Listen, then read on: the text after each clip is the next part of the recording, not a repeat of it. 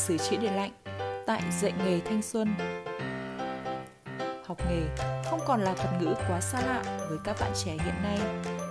Nó được coi là con đường ngắn nhất để dẫn đến thành công. Học nghề không khó với những bạn chăm chỉ và có đam mê. Nó chỉ khó với những người không yêu nghề và không quyết tâm theo học nghề mà thôi. Nghề sửa chữa điện lạnh hiện nay được rất nhiều các bạn trẻ lựa chọn để theo học. Do cuộc sống ngày càng nâng cao, thì nhu cầu sử dụng các thiết bị điện lạnh không ngừng tăng lên. Do đó, những người thợ sửa chữa cũng từ đó mà làm không hết việc. Cùng với các ngành nghề đang rất hot hiện nay, thì nghề sửa chữa điện lạnh được coi là nghề của xu thế, nghề của hội nhập và phát triển.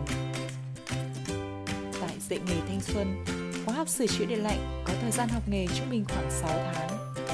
Lịch học cả ngày từ thứ 2 đến thứ 6. Học phí chọn khóa học là 16.650.000 đồng.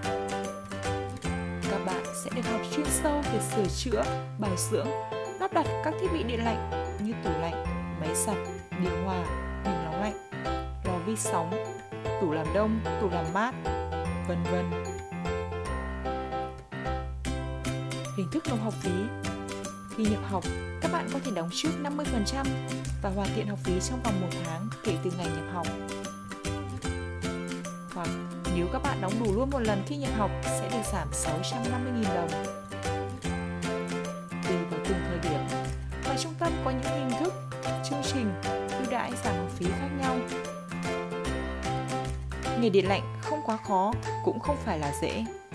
Chỉ cần các bạn luôn giữ trong mình ngọn lửa nhiệt huyết, yêu nghề và quyết tâm theo đuổi nó đến tận cùng thì các bạn sẽ thành công.